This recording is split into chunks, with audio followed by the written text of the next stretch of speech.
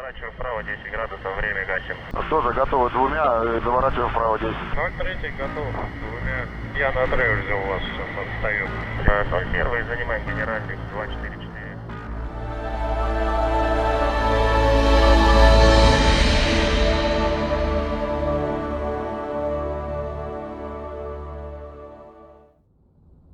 Hello again everyone, and welcome back to the channel. In today's video we are taking a look at the Golden Key Studios MiG-21. Obviously we are a little bit late to the party here reviewing the aircraft. It's been available now for quite some time, and this video, at least to some degree, is as a result of a request from one of my channel members. That being said, I have wanted to look at the MiG for quite some time. The only real reason for the delay was actually finding the available free time to go and learn how to fly the aircraft. The MiG-21 is not an aircraft that I'm really familiar with at all, despite having owned the module in DCS for quite some time. My grasp of the Cyrillic alphabet is also pretty weak, so all in all, a little bit of study required here ahead of the review. You may well be wondering why we have a MiG-21 here sporting an American paint job. The markings are true to life, and the aircraft did in fact grace the skies over the United States in spring of 1968. These flights took place as part of Operation Have Doughnut, which was a Defence Intelligence Agency project, the purpose of which was to evaluate and exploit an acquired MiG-21. The rather unusual project name of Have Doughnut apparently comes from the donut-shaped sight reticle on the F4 Phantom's canopy, used to aim at opposing aircraft. We'll talk a little bit more about the specifics of Project Have Doughnut later on in the video. The aircraft used in testing though was a MiG-21E fishbed. Acquired from the Israelis, initially the aircraft was actually used by the Iraqi Airforce, but was brought over to Israel as part of a pre-arranged defection. So I thought it would be interesting for the video today to put the aircraft through a somewhat similar testing regime, and we can see whether or not we end up with similar results. One last point for now regarding Project Have Doughnut. Interestingly, the inability of the Navy to disseminate the results of this highly classified project to its combat pilots was actually part of the impetus to create the United States Navy Fighter Weapons School, which I'm sure, as many of you will be aware, came to be known as Top Gun. Anyway, once again we'll talk more about Operation Have Doughnut later on in the video. For the time being though, we can carry on with our review, which I certainly hope you enjoy. As always, if you do, please consider giving the video a like and subscribing to the channel. We're not going to focus too heavily on the texturing and the modelling of the add-on here today, although you'll still certainly get a good opportunity to see both.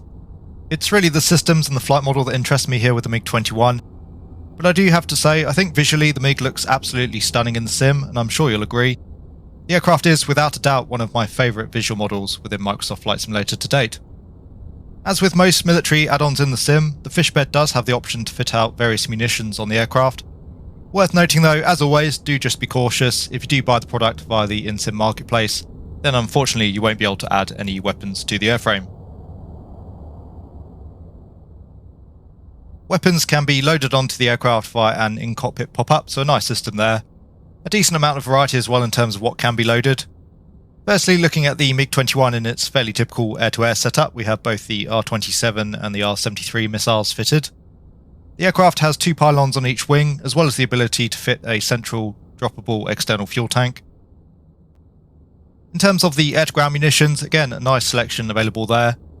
Here we have 4 Fab 250s fitted to the inner pylon of each wing, and UB-32 rockets fitted to the outer pylons.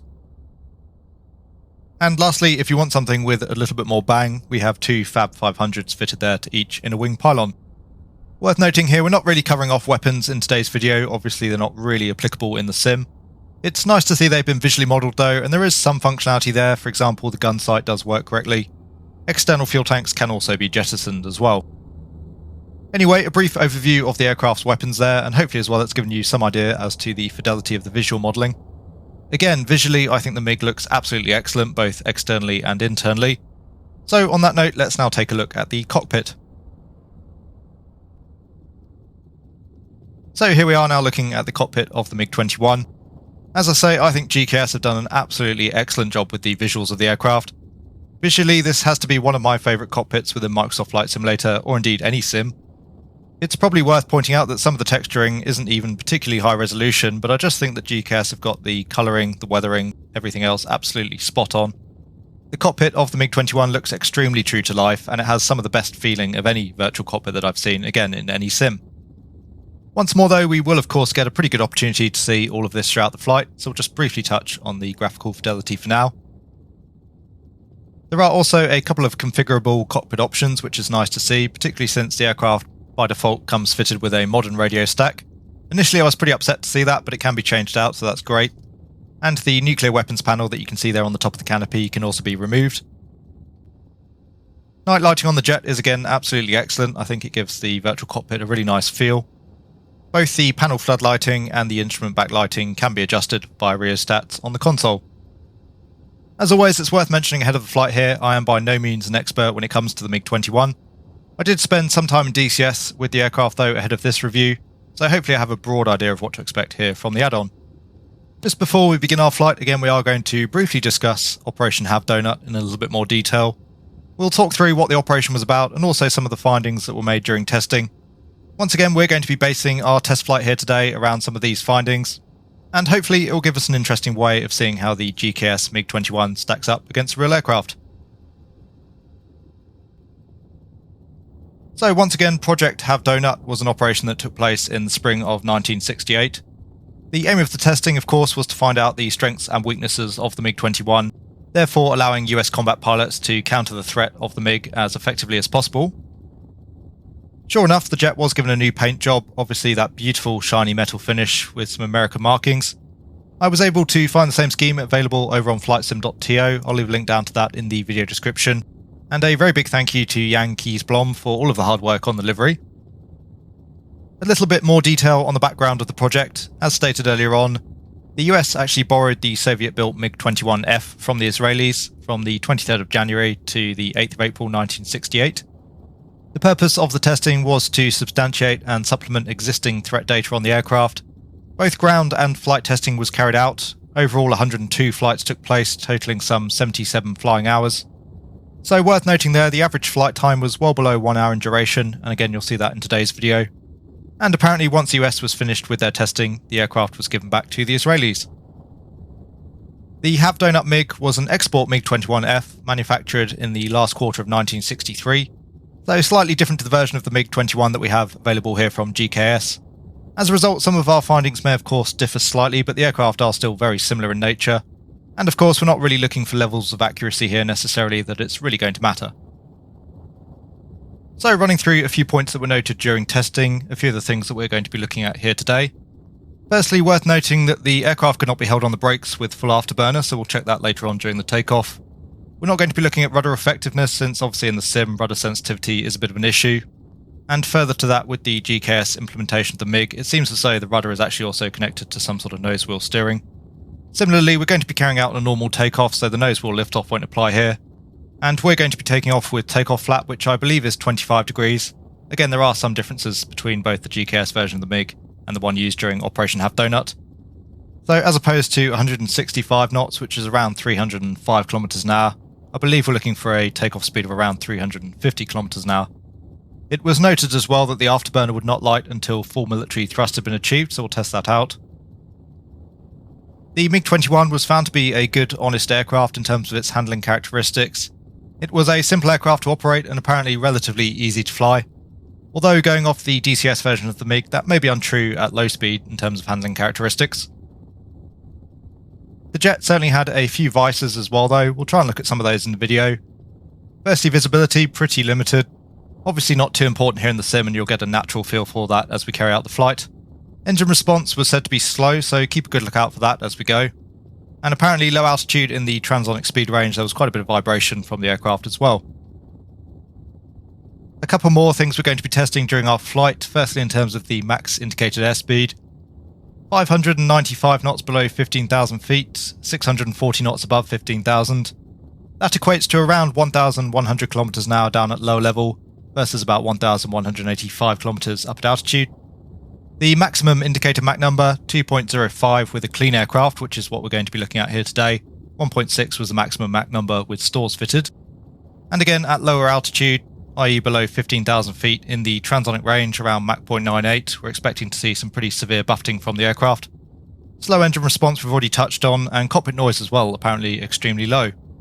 Lastly, in terms of our testing, apparently slow speed manoeuvrability was actually pretty good in the MiG. You could manoeuvre down to around 115 knots. That's around 210 kilometers an hour, and again we'll be trying that out during our flight today. Anyway, that's just a brief overview of Operation Have Doughnut and also our flight testing regime for the video here today. Something a little bit different of course, hopefully something you found interesting there as well. Now though comes the real test. We're going to see how the GKS MiG stacks up against the real world findings. As usual, we're going to carry out a full cold and dark start here as well, just to get an overall feel for the level of depth of the aircraft systems. Okay, so we now have ourselves securely strapped into the ejection seat of the MiG. As usual, we're going to run through a full startup process, and we'll touch on a few things here as we go. So first things first, coming down to the right hand console, we'll make sure inverters number 1 and number 2 are both on, and same goes there for the battery heat. Just before we electrically power the aircraft, making sure the radar is off, it's defaulted to on in the GKS MiG. So radar is off, battery master is on. Checking the battery voltage, we're looking for at least 24.5 volts, which is exactly what we have at the moment. DC generator is selected on, same for the AC generator. Fuel pumps, all 3 fuel pumps there can go on. You'll notice no switch sounds there. The entire cockpit does seem to have switch sounds, but they're rather hit and miss in terms of them actually working. On occasion you'll hear something and on other occasions you won't, which is obviously a little bit of a shame. Anyway, fuel pumps are on. Fire extinguisher is armed and APU is on. We'll unlock the throttle and just bringing that back to the min detent initially for the start. The start selector will go for a normal start, and we can hit the starter itself. The starter seems to be a little bit bugged on the aircraft currently. I'm not sure whether it's a bug or modelling a more realistic startup, but you have to hit it twice essentially. We'll just wait until we get up to max motoring here. In the DCS version of the MiG you only need to hold the starter down for around 5 seconds, whereas here you can see max motoring, the engine dies back down again. We hit the starter again. And again, we'll just come up to max motoring and briefly release the starter and then hold once again, and this time the engine should catch. That seems slightly unrealistic to me. I suspect that's a little bit of a bug. I gather it wasn't an issue with the aircraft previously. So you can see the needles roll back there momentarily, but the engine is now spooling up. And just coming forward about half an inch on the throttle there as it does so.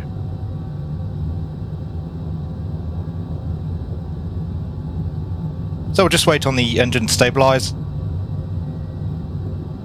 Internal sounds on the aircraft I would say are okay. You'll obviously hear more of those as we go. Externally the sounds are pretty disappointing. Again, we'll touch on that more later on. So keeping a good eye there on that jet pipe temperature. Looks like we peaked around 600 degrees, just below. The engine is stable.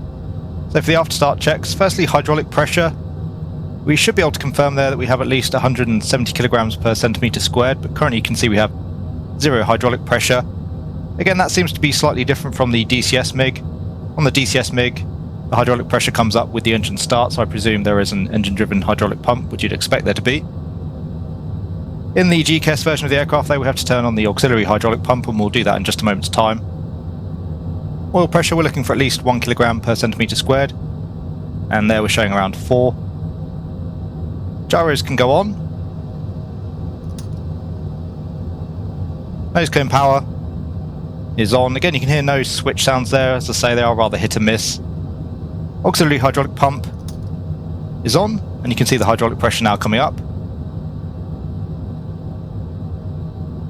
And looks to be peaking out there around 160-170 kilograms per centimetre squared. Trim system power is on. We'll get the radio, the rad out, our nav, flight instruments and autopilot switches on. Over to FTS, we'll hold down FTS line, just wait there for the radio compass to align.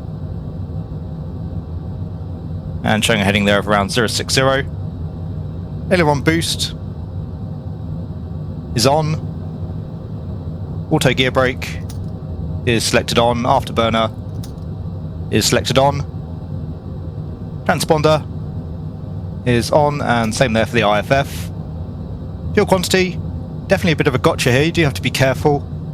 Fuel quantity is actually set manually, and typically that would, I gather, be done by the ground crew before the pilot himself would board the aircraft. But the gauge actually defaults to the setting you had when you loaded up the jet, and here we've taken off our wing tank, so we do actually have quite a bit less fuel on board. You can either adjust that manually based on your calculation, or if you just hit the gauge there in the centre, it will automatically give you your fuel on board. So you can see there we've got quite a bit less than we were showing initially. You can get a bit caught out by that. Looks like we've got about 2,950 litres on board the jet.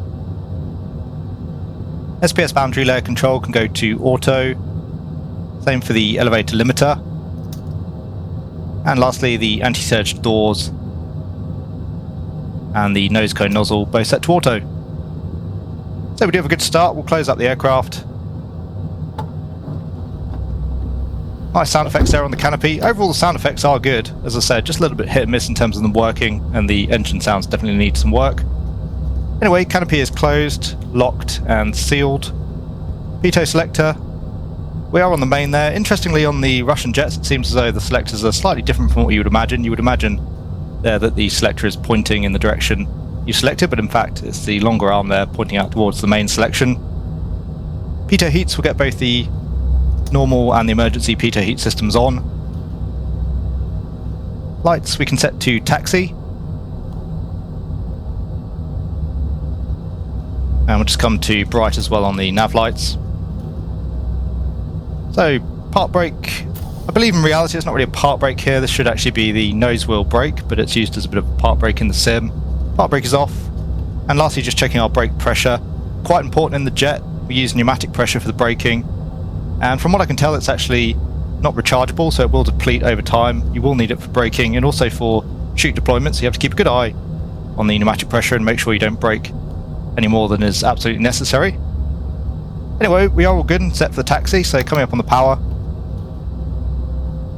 making our way out towards the northwesterly runway.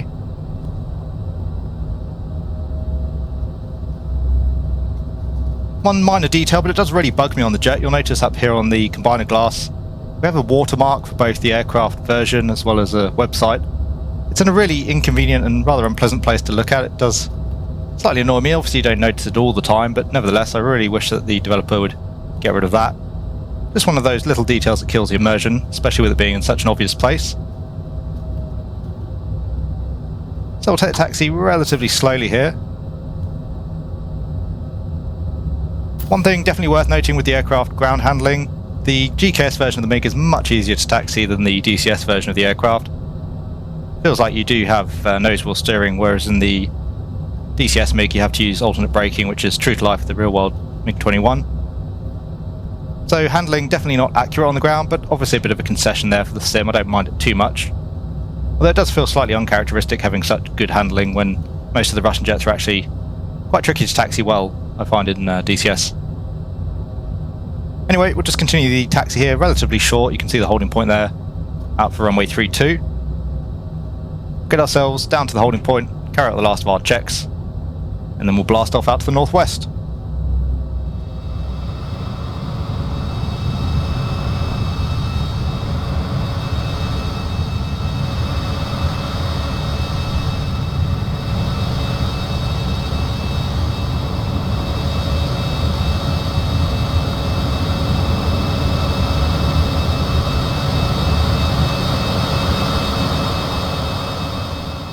Right, so we are now lined up here on runway 32. Landing lights can go on. Flaps can come through to the takeoff position. The flap sounds are pretty disappointing. They sound awfully reminiscent of the default King Air flap sounds. Not entirely sure whether or not that's what's been used. Nevertheless, the flaps are set for takeoff and indicating correctly. Elevator trim is set neutral and checked. And for the nose wheel brake, as we've already discussed, that seems to be modelled incorrectly. So we'll just take the park brake off and hold the jet here on the brakes. The first test we're going to carry out, according to the real-world Operation Have Doughnut findings, the MiG-21 couldn't actually be held on its brakes with full afterburner. So we're just going to hold the jet here, we've got the brakes on, we're going to come through into the full afterburner detent, and see whether or not that rings true for the GKS MiG. Initially just coming up to full military power, so around 80%. You'll note there the engine is pretty slow to respond, and again I gather that's true to life of the real world jet. We'll take more of a look at that later on.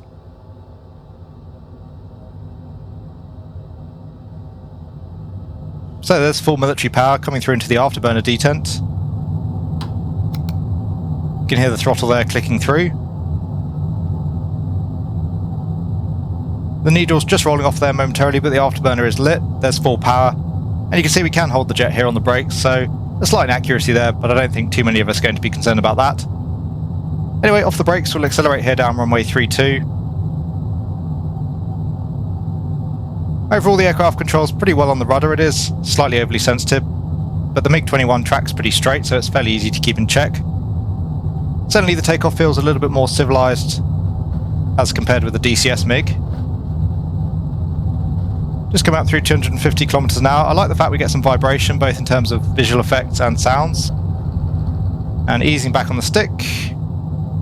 Lifting off around 350 kilometers an hour, which is correct. And climbing away nicely, so we'll take the gear up.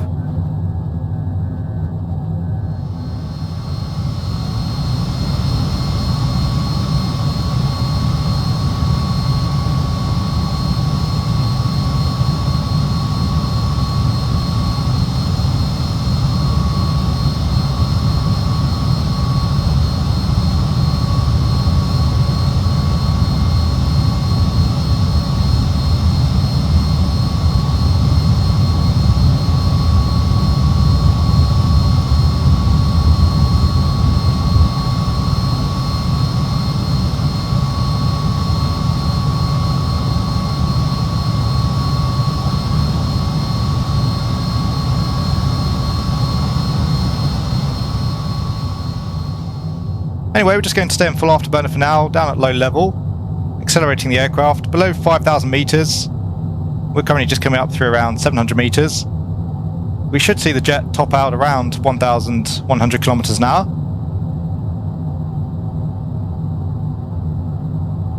And according to the real-world findings, we should see vibration as well around Mach 0.98, quite significant vibration as we approach the transonic range.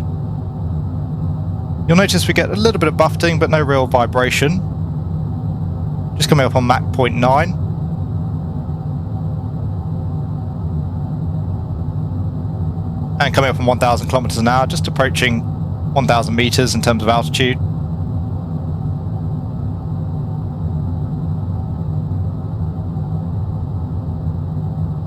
Speed still just creeping up there. There's 1,050 kilometers an hour. And just approaching Mach 1.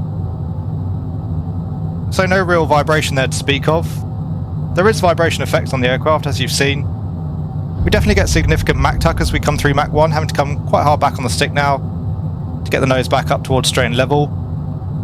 And you hear there as well a bit of a sonic boom. I'm not entirely sure whether or not you really hear that in the jet internally.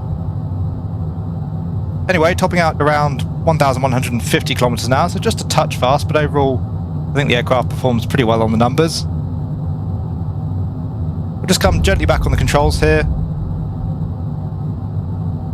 The aircraft very heavy on the controls at these sorts of speeds. Go for around 3G here in the pull-up. As the speed bleeds off, the controls becoming much more responsive, so actually easing back off the controls here just to maintain now up to around 4G. There's 3G once again. So I like the fact that the aircraft feels particularly heavy on the controls at high speed. That tends to ease off as the speed falls back. We'll take another look at that in just a moment as well. For the next test, we want to get ourselves above 5,000 meters, and we are just up above 5,000 now, but around 5,500. So again, we're just going to keep the afterburner in here. In terms of our fuel state, just come up in around 2,200 litres. And now we should see the jet top out slightly higher. Above 5,000 meters, max speed is around 1,185 kilometers an hour, which is pretty much what we had on the last run. The jet should be capable of Mach 2.05 at altitude. We're not going to test that here today, but I'll test that later on and I'll confirm whether or not the GKS MiG can achieve that during the conclusions of the review.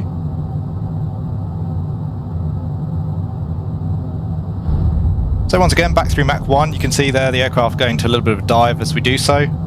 Once again, it does seem that Mach tuck has been modelled.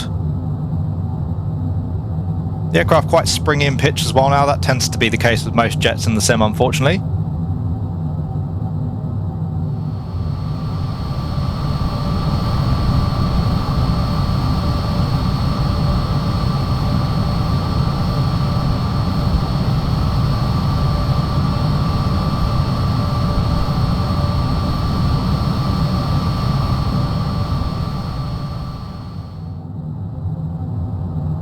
And you'll note that the speed now coming up much more slowly, so we end up topping out pretty much again where we did before, around 1,100 kilometers an hour. High altitude or low altitude doesn't seem to make too much difference to the jet. I'm not sure whether or not that's a hard limit in terms of performance or maybe an aerodynamic limit. But nevertheless, the aircraft does seem to perform pretty close to the numbers there, around 1,100 kilometers an hour in terms of max speed. I'll come off the throttle, just going to pitch up slightly here, and going full aileron deflection out to the left. You can see initially the roll rate quite slow there, at high speed, as you'd expect. And as the speed rolls back, the roll rate increasing quite dramatically. Just keep letting that speed bleed off, back through Mach 1. And the roll rate much faster now, as the speed comes back through around 800 kilometers an hour. I would say that roll rate seems quite a bit higher than the DCS MiG. Anyway, back up on the throttle again, come up to full military power, so 80%. Again, the engine response is quite slow, which was one of the notes made during the real-world testing, so that's good to see. If you just jam the throttle up, the needles do fall off again, which, as I've discussed already, I'm not entirely sure if that's accurate. The afterburner as well takes quite a while to light. And again, another feature found during real-world testing was that the afterburner wouldn't light until the aircraft had come up to full military power, so overall I think the flight model of the jet isn't bad. Not by any means. There are certainly characteristics which don't hold up as well here in Microsoft Flight Simulator as they do in DCS, but that's to be expected, I think. Another note that was made during testing, cockpit noise was apparently very low, and indeed it is pretty low I find in the GKS MiG. Sounds we've touched on a little bit already. I think the internal sounds are passable, though I do think they could be better. Externally though, the sounds are pretty weak. You'll have noted that during the takeoff, no doubt, and I think they definitely need some work. It's really the biggest failing of the aircraft currently is the external sounds.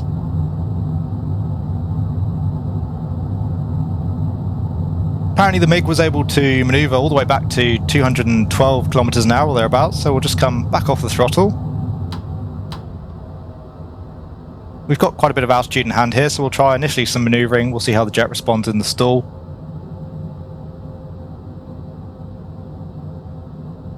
Obviously with that very low aspect ratio delta wing, expecting the MiG-21 to be a bit of a disaster in the stall. And again, just going off the DCS MiG, the aircraft really doesn't like low speed handling.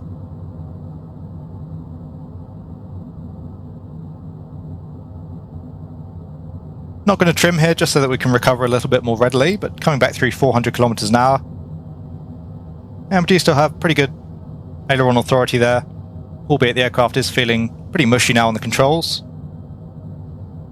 And getting pretty heavy here on the elevator, almost fully back on the stick now, coming back through 300 kilometers an hour.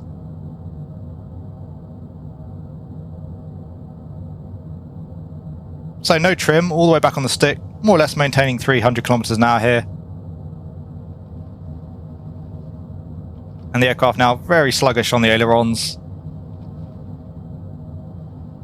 We will just feed in some trim to try and get that speed back, as again we should be able to manoeuvre all the way back to around 215 kilometers an hour. There's our angle of attack warning up at around 15 degrees. A little bit of buffeting there now as we approach the stall. That's 250. Almost no aileron authority now, and we are in a descent. So actually the stall behaviour there pretty benign. I think in the DCS MiG we'd be falling out of the sky there by now.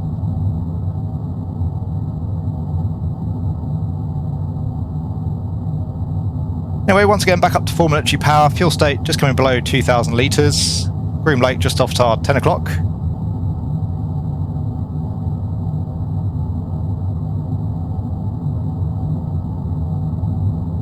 So hopefully that gives a pretty decent feel for the flight model there. We'll just make our way back in towards Groom Lake, coming back for a landing on runway 32, just carrying out a couple more tests before we do so. Just to bleed off some speed here, we'll pull the high G turn out to the right. So it's full deflection on the stick there, and you can see the jet doesn't really want to respond there if you just come straight back on the stick. Which again I think is pretty accurate for the MiG-21. Still up at full military power here, sustaining the turn and around 350 kilometers an hour. Not really bleeding off any energy past that, although we are in a slight descent here. We'll just get ourselves back up to level flight. But certainly once you let that speed bleed off, the rate of turn in the MiG-21 is pretty poor, and again, I believe that is true to life. So we'll bring ourselves back down towards the ground. Just keeping a little bit of an eye here on Groom Lake. We'll come back in for somewhat of a left-hand downwind. And up through 600 kilometers an hour, 1,800 litres of fuel on board the aircraft.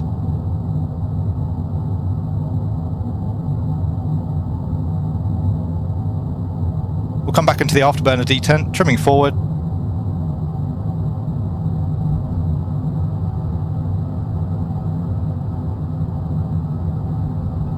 And again, we'll come over the top here onto a reciprocal heading.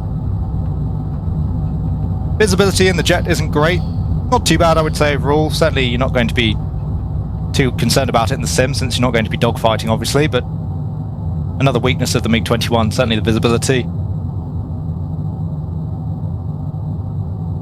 So, Groom Lake off the nose. Heading back down towards the ground. We'll see what sort of Mach number we get out of the jet on the way down. Just coming up through 0.8.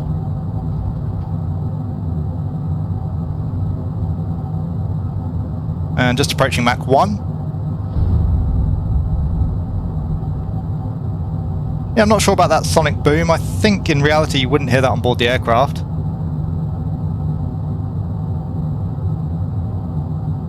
So just before we come back in for our landing, nicely lined up here for a bit of Mach 1 barnstorming. You can see we've got the hangar here just off the nose. And again, quite a bit of buffeting here at high speed.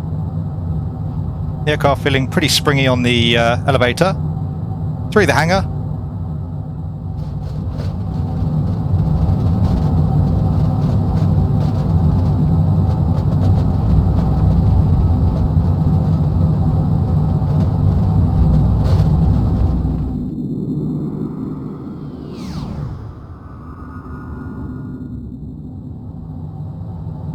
So we'll just peel off to the right here for a bit of a keyhole approach back onto runway 32.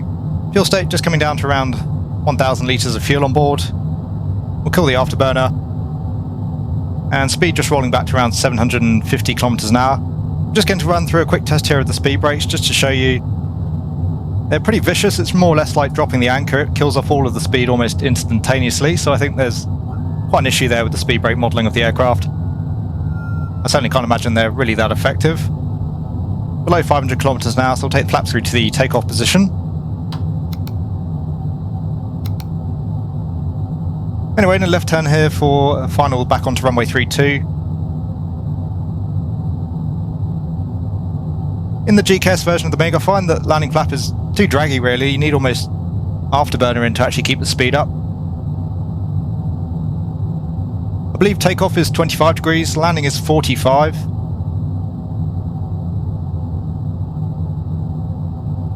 So it's lining ourselves up with runway 32.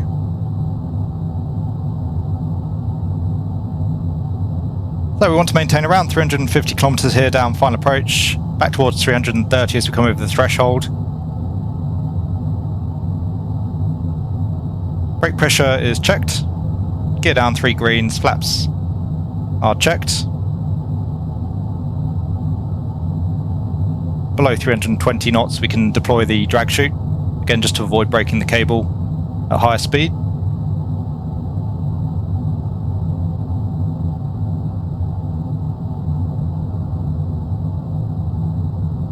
Once again, the aircraft pretty twitchy in pitch.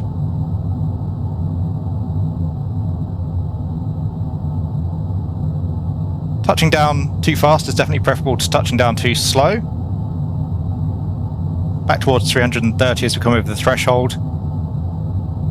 We want to touch down below that to avoid blowing any tyres, and then below 320 knots we can deploy the drag chute. Off the power. There's touchdown, we'll deploy the chute. And just waiting for the speed to fall back towards taxi pace. And then we'll kill the chute.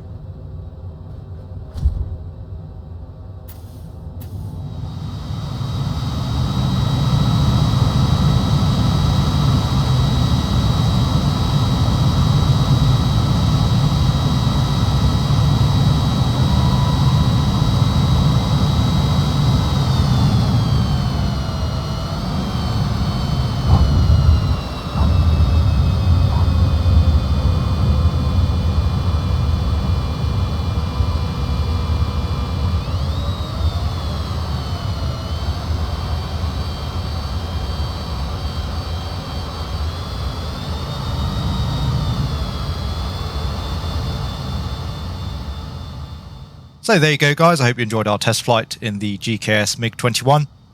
I do have quite a lot to say about this add-on. I think it does some things very well, but of course it does have a couple of really significant weaknesses as well. As usual, we'll start with the bad, work our way through to the good points of the product.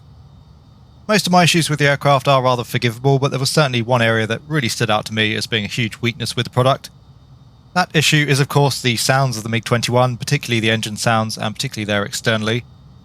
We've already discussed it. I think the switch sounds are good when they work, and generally speaking the overall cockpit control sounds are decent.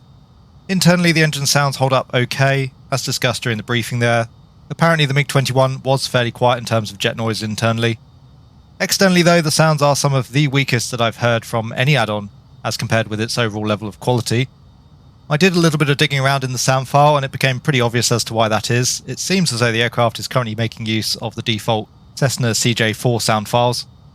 That certainly seems to stack up with what we could hear there externally, and it just doesn't match up at all with an aircraft like the MiG-21. At the very least, I would hope that the developer would get around to changing the sound pack out for the default F-18 sounds. At least they would be much more appropriate. But really, an aircraft of this overall quality, and indeed as well at this price point, it does need a customised sound pack. I did briefly try fiddling around with some sound files myself, trying to switch out the default F-18 sounds for the jet. I didn't have too much success there though, the result was still pretty underwhelming. And ultimately, of course, it's not up to us to be doing these sorts of things, it's really up to the developer. I would highly implore the developer though to reconsider the sound set, go away and try and get a custom one made. The sounds are one of the few issues, and certainly the most significant issue, that really holds me back from recommending the add-on as much as I would like to. Anyway, other negatives that I came across with the product, firstly the visual effects. The afterburner effect is pretty poor, and no visual effects like we're seeing on most military add-ons now, for example vapour trails coming off the wing. The addition of that would certainly be nice. Obviously to some degree that is icing on the cake, but it certainly makes the external shots look a whole lot better. The red text on the combiner glass of the gun sight there we've talked about already. Really inconveniently placed, doesn't look very nice. That sort of information could easily be added to the pop-up for the weapon selection. Whatever the solution, the text certainly needs to go though. Once again, it's right in your eye line and it's just a bit of a sore sight. Again, given the price point of the aircraft, it is great to see that we have the weapons options, but it would have been nice as well to see, for example, chocks, external covers. In essence, I feel there are just a few features of the add-on missing that you'd expect at this sort of price point, or indeed even a lower price point these days within the sim. Visually, we'll talk more about later on, for me it's definitely a positive, but I did notice with the texturing you do get quite a lot of graininess. It's the same sort of texturing issue you see with the clouds in the sim, so I'm not entirely sure what's causing it, but certainly under particular lighting conditions it is quite noticeable. And the last negative for me, difficult to say again not having flown the real world aircraft, but just going off DCS as a bit of a benchmark. The flight modelling does still appear to need a few tweaks in certain departments. By and large, I do think that the flight model felt broadly representative of the aircraft in terms of what I was expecting, but it doesn't seem to hit the numbers in all departments, and there are a few peculiar behaviours as well. For example, we looked at the speed brakes there. It doesn't matter what speed you're doing, they'll kill off almost all of it instantaneously, which I can't believe is accurate. In terms of top speed as well, I tried to get the jet up towards Mach 2 at various altitudes. The absolute best that I managed to top out at was around Mach 1.6, Mach 1.8 in a shallow dive. So either the aircraft is a little bit underpowered or has a little bit too much drag modelled. Interestingly, Mach 1.6 does correlate to the maximum Mach number with stores on board. At the time of the test I was flying a clean aircraft and I did double check that, but it may be perhaps for example that the drag from the stores is modelled regardless of whether or not you have them selected on the aircraft. It does seem slightly coincidental to me that we topped out at Mach 1.6, which again is the aircraft's real world limit with stores fitted. As well, a few of the usual Microsoft Flight Simulator behaviours reared their head. The rudder is slightly sensitive on the takeoff. We noticed as well there during the flight quite a lot of pitching, particularly at high speed. The aircraft does seem to oscillate and pitch quite a bit as well with any control input. And again, just going off the DCS MiG, I think the roll rate at low speed is pretty high as well. So for me, the flight model falls into a little bit of a middle ground. I don't think it's bad by Microsoft Flight Simulator standards, and I did enjoy flying the jet. But once again, if you do want an accurate recreation of the MiG-21, then you're probably better off heading over to the competition. In terms of the FPS, pretty decent there. I was getting around 74 FPS in the MiG versus around 85 in the default Cessna 152. So an 11 FPS drop there, which I think is pretty reasonable given the visual fidelity of the add-on. One last negative point to note actually before I forget, the stores can only be seen externally on the aircraft. I wasn't able to see them on the wing from the cockpit, which I found to be a little bit disappointing as well. Anyway, in terms of what I like about the add-on, and again I do think that the MiG-21 from GKS has some real strengths. Firstly, visually, I think GKS have done an absolutely stunning job with the MiG visually, both internally and externally.